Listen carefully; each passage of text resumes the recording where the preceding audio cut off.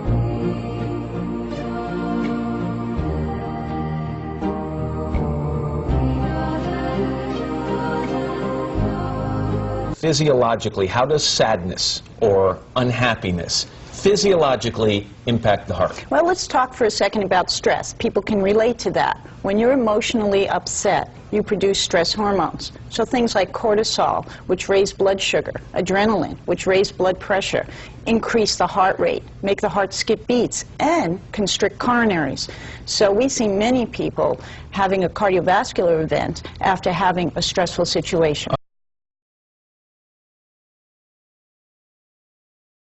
Now, what is the stress response? Let's think about the stress response in a human being, for example. Let's say I'm a person, I'm walking down the street, and all of a sudden a tiger starts running at me. There is an automatic, genetically programmed response that occurs in the human body.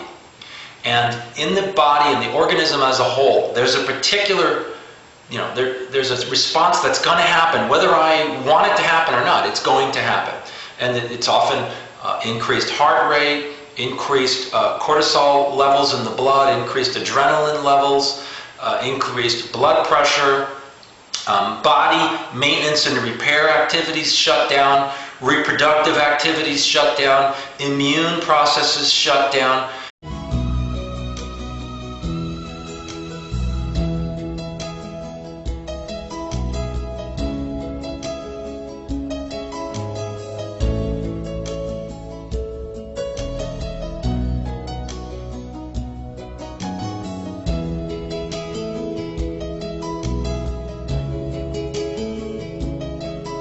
Our thoughts create our body moment by moment.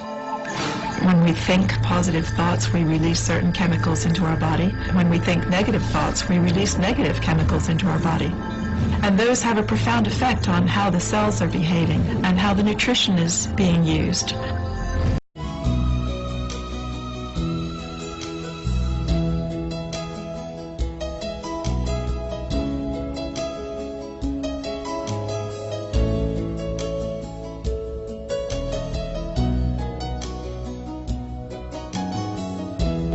Chronic stress could do something as unsubtle and grotesque as kill some of your brain cells. The impact of stress can be found deep within us. shrinking our brains, adding fat to our bellies, even unraveling our chromosomes. This is real. This is not just somebody whining.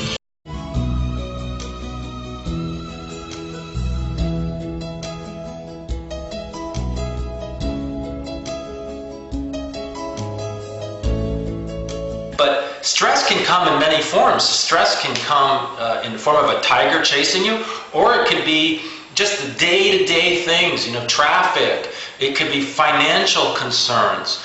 It can be concerns about work and your job and unemployment, the economy. It can be social and relationship issues. It can be subtle nutritional deficiencies day in and day out. It can be subtle toxicities day in and day out, things that go into your body that shouldn't be there. But if we look at the body at a cell level and we say, okay, there's a cell, that cell needs a particular environment. If there is something in that environment of that cell that shouldn't be there, the cell can actually detect that. And it detects the foreign substance, the foreign energy, the foreign chemical, and it can detect that, and it tends to go on guard a little bit. And again, this is mainstream physiology. I'm not making any of this stuff up. It's basic stuff, okay? So the human body has an automatic response to stress. And the response is to kind of hunker down. So if it hunkers down for a long time, what happens is repair and maintenance gets downplayed. It gets, you know, pushed into the back seat, you know. And what happens is the cell starts to fall apart. The cell starts to degrade. It starts to oxidize. You can have damage to the cell.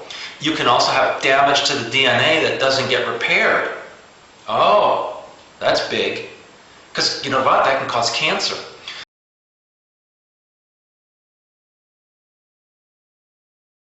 And just the opposite is true as well. In the presence of anger, rage, hate, jealousy, DNA was tightened like a little knot, and it actually shut down in some instances. Those little switches depleted the immune response. Intuitively, we know this. We know that when people live in a state of jealousy or anger or rage, that depresses those portions of our bodies.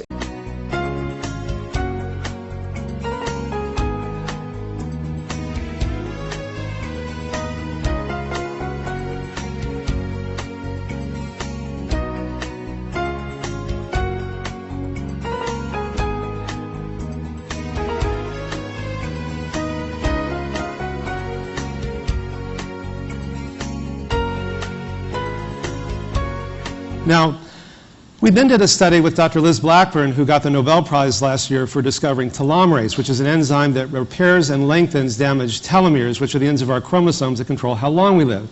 And she did a study and found that women who were taking care of kids with autism or parents with Alzheimer's who were under chronic stress, the more stress they felt and the longer they felt stress, the lower their telomerase and the shorter their telomeres. It was the first study showing on a genetic level that chronic stress can actually shorten your lifespan.